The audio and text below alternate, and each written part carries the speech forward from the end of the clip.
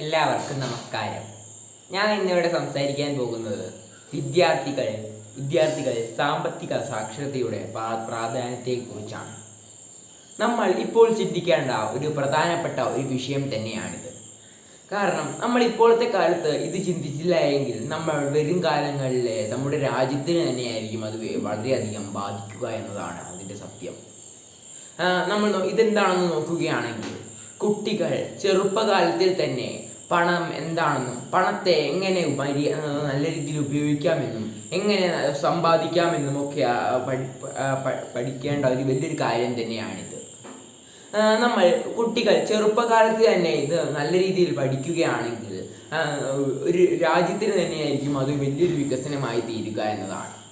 ഉദാഹരണത്തിന്, ഒരു കുട്ടി ചെറുപ്പകാലത്തിൽ തന്നെ തൻ്റെ ആവശ്യങ്ങളും ആഗ്രഹങ്ങളും രണ്ടായി തിരിച്ച് തൻ്റെ ആവശ്യങ്ങൾ മാത്രം മുന്നോട്ട് വെച്ച് അതുമാത്രം നോക്കി മുൻപോട്ട് പോവുകയാണ്. തൻ്റെ ആഗ്രഹങ്ങൾ ഒക്കെ ഒരു സൈഡിൽ ഒതുക്കി വെക്കുകയാണ്.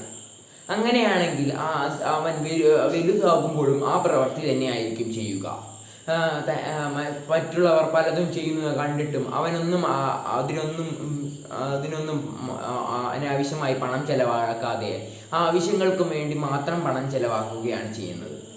അത് നമ്മുടെ ഒരു രാജ്യത്തിന് തന്നെയായിരിക്കും അതൊരു വികസനമായി തീരുക എന്നാണ്. അപ്പോൾ ചെറുപ്പത്തിൽ ഒരു ചെറിയ കാര്യം ചെയ്യുന്നത് നമ്മൾ വലുതാകുമ്പോൾ അത് നമുക്ക് വളരെയധികം ഉപകാരമായി തീരുമെന്നാണ് അതിൻ്റെ സത്യമെന്നത്. ഇപ്പോൾ ഒരു കുട്ടി 10 രൂപയെങ്കിൽ 10 രൂപ സമ്പാദിക്കുകയാണെങ്കിൽ അതും ഒരു വലിയൊരു കാര്യം തന്നെയാണ്. നമുക്ക് പിന്നീട് നമ്മൾ നോക്കുകയാണെങ്കിൽ, ഈ സമ്പാദിക്കുന്നതിനും നമുക്ക് ബാങ്കിങ്ങിനെ കുറിച്ചും അറിവ് വളരെയധികം പ്രധാനം തന്നെയാണ്. നമ്മൾ എങ്ങനെ ATM ഉപയോഗിക്കണം എന്നും അതുപോലെ തന്നെ UPI എങ്ങനെ ഉപയോഗിക്കണമെന്നും ഒക്കെ കുട്ടികൾ ഇപ്പോഴത്തെ കാലത്തിൽ തന്നെ പഠിച്ചിരിക്കേണ്ടത് അത്യാവശ്യം തന്നെയാണ്. പിന്നീട് നമുക്കറിയാമല്ലോ, ഇപ്പോൾ എന്ന് പറയുന്നത് ഡിജിറ്റൽ ലോകമാണ്. അപ്പോൾ പല തട്ടിപ്പുകളും ഇതിലൂടെ തന്നെ ഉണ്ടാകുന്നുമുണ്ട്.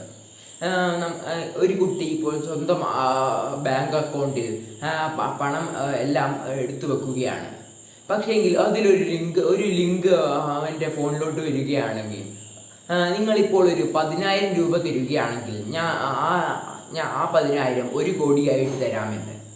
ഇങ്ങനെയുള്ള പല തട്ടിപ്പുകളും നമ്മളിപ്പോൾ കാണുന്നത് തന്നെയാണ്.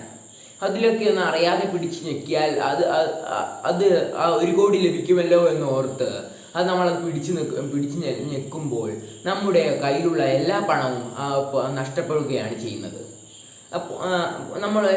നമ്മളെപ്പോഴും ഈ ഇതുപോലെയുള്ള വ്യാജ വാർത്തകൾ അറിഞ്ഞിരിക്കേണ്ടത് അത്യാവശ്യം തന്നെയാണ്. ഇതിന് നമുക്ക് പല ഘട്ടങ്ങളുമുണ്ട്. വ്യാജ വാർത്തയാണെന്ന് നമ്മൾ എങ്ങനെ അറിയാമെന്ന് നമുക്ക് നോക്കാം. ഇത് ഏത് അക്കൗണ്ടിൽ നിന്നാണ് വന്നതെന്ന് നമുക്ക് ആദ്യമായി തന്നെ നോക്കാം. അതിനുശേഷം ഇത് വ്യാജ വാർത്തയാണെന്ന് തിരിച്ചറിഞ്ഞാൽ നമ്മൾ മറ്റുള്ളവർക്ക് ആർക്കും ഷെയർ ചെയ്യാൻ പാടില്ല. അതിനുശേഷം നമ്മൾ ആർക്കും ഷെയർ ചെയ്യാതെ കൃത്യമായി എത്തിക്കേണ്ടതെടുത്ത് കൃത്യമായി എത്തിക്കുക തന്നെ ചെയ്യണം. സൈബർ പോലീസിനും അതുപോലെ തന്നെ പോലീസിനും ഈ വിവരം അറിയിക്കുക. അപ്പോൾ തന്നെ അവർ കൃത്യമായ നടപടി സ്വീകരിച്ചോളും. നമ്മൾ ഇങ്ങനെയാണ് ചെയ്യേണ്ടത്. അല്ലാതെ ഒന്നും നോക്കാതെ പിടിച്ചു ഞെക്കുകയും അതുപോലെ തന്നെ കുറേ പേർക്ക് അയച്ചു കൊടുക്കുകയും അല്ല ചെയ്യേണ്ടത്.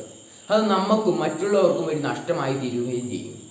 അപ്പോൾ കുട്ടികളും ഈ കാര്യങ്ങളെക്കുറിച്ച് ചിന്തിക്കേണ്ടത് അത്യാവശ്യം തന്നെയാണ്. പിന്നെയുള്ള കാര്യമെന്ന് പറയുന്നത്, ഇപ്പോൾ പല കുട്ടികളുടെയും പ്രശ്നം എന്ന് പറയുന്നത് പല അനാവശ്യമായ കാര്യങ്ങൾക്കും പണം ചെലവാക്കുന്നു എന്നതാണ്. നമ്മളൊന്ന് ചിന്തിക്കുകയാണെങ്കിൽ, നമ്മൾ ആഗ്രഹിച്ചിരുന്ന ഒരു സാധനം നമ്മൾ മേടിച്ചു. അത് നമുക്ക് മേടിച്ചില്ല എങ്കിൽ എന്തെങ്കിലും പ്രശ്നമുണ്ടാകുമോ